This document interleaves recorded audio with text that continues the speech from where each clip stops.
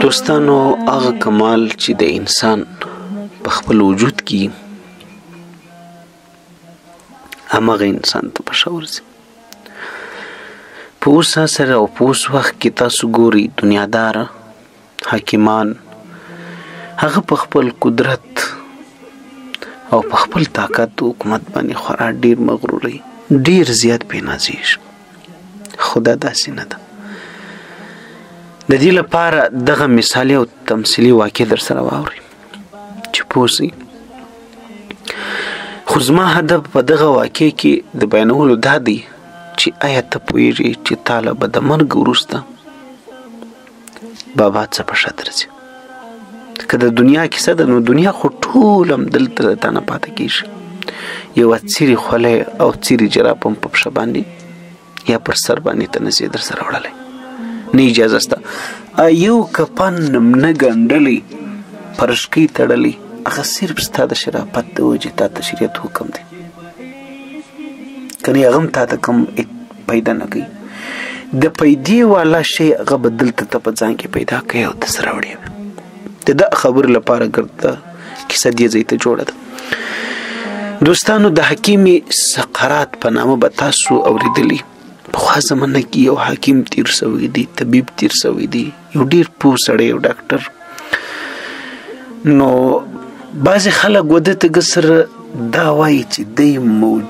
موجد دی یعنی د دې دوايانو جوړولو د دې مثال بیخي غټ سړی تیر سوی دی د حکیم سقرات د یو وخت په دشتو بیبان کې په غرو په داسې ساره علاقه کې په خپل کار باندې مشغوله دي دغه کار او دا بوټي وګوره چې دې کې څه پیدا ده او دې څه دوايي جوړېږي او دې یو بادشاه دی دغه زمانه خو ډېر لوی بادشاه دی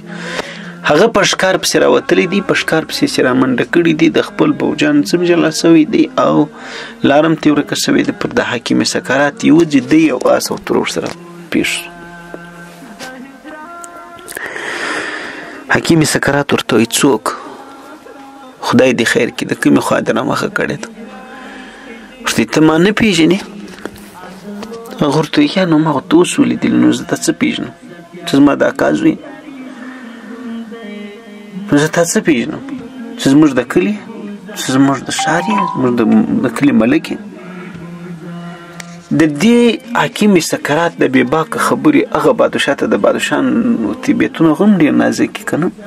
نو ډېرې بدې ورباندې ولګېدلې باره یې ورته وویل چې د خدای نیکبخته زه پلانی بادشاه یم ته نه پوهېږې چې له ما سره څومره خزانې دي څومره مال و دولت دی له ما سره څومره پوج او قدرت دی څومره باچي دی له ما سره په پلاني ځایم باچي دی ته خپل باچا نه پېژنې حکیم سقرات ورته وویل چې د باچا پېژندل پر خپل ځای زما یې د باچا سره څه چې زه وپېژنم لیکن دا کومې خبرې چې تا وکړلې دا ټول هغه څه دي چې دا له تا څخه باهر یعنی له تا څخه د باندې شیان دي هغه په تا کې دننه موجود نه دي یعنی د دې دا معنا ده چې که د نن د تا څه حکومت ولاړې ته ذلیل او خوار سوې د تا او د ما بیا فرق څه شوس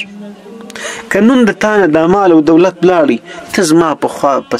څېر باندې دوه غوږه ستا دي او دوه غوږه زما دي زما ستا بیا څه فرق اوس که نن ستا څه دا واک او قدرت ولاړې به ستا خانه خرابه سول نو دا خو ټول دي که واک او قدرت دی هم ستا خپل د ځاني شی نه دی ستا خپل کمال نه دی او که د مال او دولت دی دا خو هم څه دی کمال نه دی چې ته پر ما سر لرې او که حاکمتوب او قدرت دی هم دا دی څه کمال نه دی که رښتیا په تا کې کمال یې ونیسه ته خپل هغه کمال راوښیې چې په تا کې دننه موجود دی آیا ښه علم لرې آیا ښه مثال داسې نور څه تاسو وایي حکیم سقرات ورته ویل چې بابا که چېرته شو بازي زده ده راځه دا خپل لنګو راځه د مثال دا دریاب ته به سره وغورځېږو اوبو ته به سره وغورځېږو چې شو بازي دي زده دا خلک وایي شاتان دي زده دي شنارې وایي ښه چیشکی که نه راځه ستا خپل کمال بیا به ما او تا سره معلوم سو چې کمالداره ته یې او که زه یم حکیم سقرات ورته وایي تر دا ځای پورې دا واقعه راخیستل شوې ده. نو دا رقم علماو په ځای ځای کې راخیستې ده، چا یو څه ځینې راخته کړي دي، چا بل څه. زما هدف او غرض دا دی چې عاجزه کله چې مرګ در باندې رالی نو دا د دنیا ټولې کیسې به اوتې بوتې سي تاله په ښه څه درځي، هغه ټکی په ځان کې پیدا کړه